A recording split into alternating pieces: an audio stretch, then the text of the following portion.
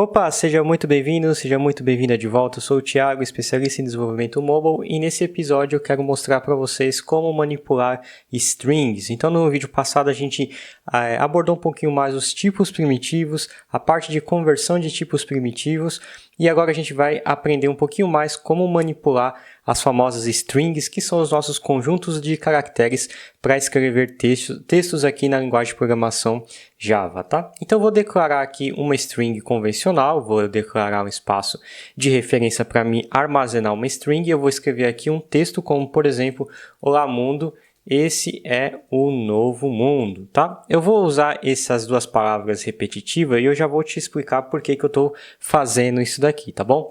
Então vamos lá, aqui que tipo de coisa que a gente consegue manipular quando a gente começa a programar e quando a gente precisa eventualmente manipular textos aqui na programação. Primeira coisa que a gente pode tentar, e geralmente a gente tem essa necessidade, é identificar a quantidade de caracteres que tem uma determinada palavra, uma determinada frase.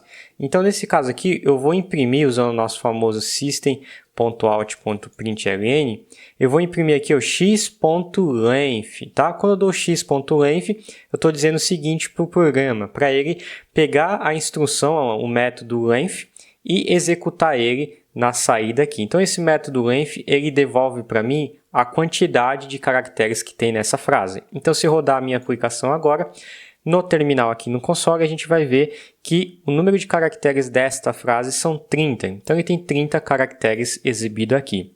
Então, esse é um dos primeiros que a gente acaba utilizando com frequência na programação. Quando a gente quer contar senhas, quer contar alguma coisa na frase, a gente acaba utilizando o .length. O outro cara que a gente geralmente utiliza com frequência, eu vou copiar a instrução aqui para facilitar, é a concatenação, que é o ato de a gente somar e concatenar, o próprio nome já diz, juntar, fazer a mesclagem de duas palavras. Então, eu vou usar o operador mais aqui e vou colocar uma outra sintaxe aqui, como, por exemplo, concatenada. Então, aqui vai imprimir o conteúdo da variável x mais o conteúdo da string literal que eu escrevi aqui nesse trecho de código. Então, eu vou rodar a aplicação novamente e a gente vai ter o nome concatenado aqui com a frase anterior, tá? Essa é a segunda coisa que a gente sempre faz. Depois, geralmente, a gente também precisa verificar se uma frase contém algum tipo de palavra ou qualquer caractere que seja. Então, a gente pode usar uma função chamada de contains. Essa função contains, ela perde uma sequência de caracteres novamente. Então, nesse caso, eu vou escrever novo, tá? Eu vou escrever novo e vou tentar executar para ver se essa frase contém a palavra novo. Então, ele trouxe verdadeiro? Sim, ele contém a palavra novo, tá? Depois a gente tem, eventualmente, um outro caso que a gente acaba utilizando também, e é descobrir em qual quantidade, em qual índice, né, de caracteres aquela letra específica ou aquela palavra começa. Por exemplo, se eu escrever aqui, x.indexOf, e passar o conjunto de caracteres como a palavra mundo, ele vai me retornar aonde que começa a minha palavra. Então, se eu quiser eventualmente manipular palavras a partir desta, eu sei que é a partir do caractere número 4, então a gente tem aqui 0, 1, 2, 3, 4, tá? A gente começa a palavra mundo, tá? A gente sempre começa a contar em 0 aqui em desenvolvimento, em programação no geral, tá?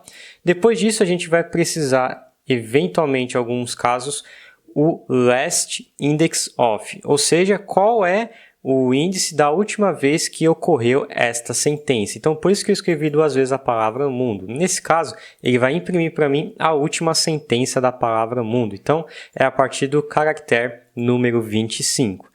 Outra coisa que a gente eventualmente também tem é conseguir manipular a caixa alta, o caixa baixa, o caps lock aqui das palavras e da sintaxe como um todo. Então, aqui eu vou usar, por exemplo, to uppercase. Esse to uppercase, o próprio nome também já diz, case é de sensitive, né? Se é letra maiúscula ou letra minúscula. Nesse caso aqui, ele vai fazer o quê? Ele vai pegar todos os caracteres dessa string e vai fazer um upper, ou seja, ele vai colocar ela em caixa alta para mim.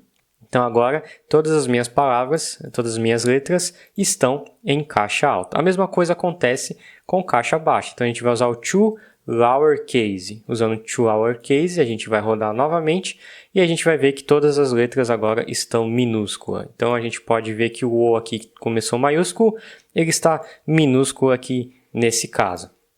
Outros casos também é quando a gente tem alguns espaços, né? Se a gente tentar imprimir só o X aqui nesse caso, a gente vai ver que ele vai imprimir com alguns espaçamentos, que é o que está definido ali na string. Então, a string também considera espaços, né? E aí, se a gente usar, por exemplo, x.trim, o que ele vai fazer? Ele simplesmente vai pegar e remover os espaços desnecessários. Então, esses espaços que tem aqui, ó, que até o meu seletor acaba pegando, ele não vai pegar. Então, o trim é interessante quando a gente quer remover espaços. Por exemplo, se você tem um formulário de cadastro no seu website ou no seu app, e aí, eventualmente, o usuário escreve espaços primeiro antes de definir o e-mail, por exemplo.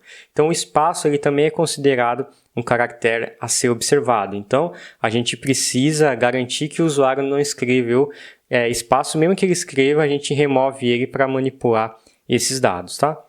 Outra coisa que a gente pode fazer também com strings é descobrir, né, o conjunto de frases que a gente consegue pegar baseado no índice. É ao contrário que a gente fez do index of. Por exemplo, se eu escrever aqui, ó, substring e passar o caractere número 9, por exemplo, quantidade 9, ele vai buscar a minha frase a partir do caractere número 9. Então, deixa eu tirar esses espaços aqui, só para a gente enxergar como que ele vai fazer aqui. Então, vamos vir aqui, mandar rodar novamente. E aí, ele vai pegar aqui, ó, a partir do caractere número 9, que nesse caso é a vírgula, tá? E agora a gente pode também, por último, né, que é um dos que a gente mais utiliza aqui no Java, que é a parte de comparação. E na próxima aula eu vou falar um pouquinho mais sobre a comparação, mas só para a gente dar uma breve introdução, a gente usa o equals. Então, x é equals e uma outra palavra, como por exemplo, olá. Nesse caso aqui, o equals vai dar false, porque a palavra do x não é olá, e sim um conjunto de caracteres maiores, tá bom? Então, essas são as funções mais principais, né? As melhores e as que mais a gente usa durante a programação da linguagem Java. A gente vai aprender a manipular um pouquinho mais esses caras aqui, tá bom?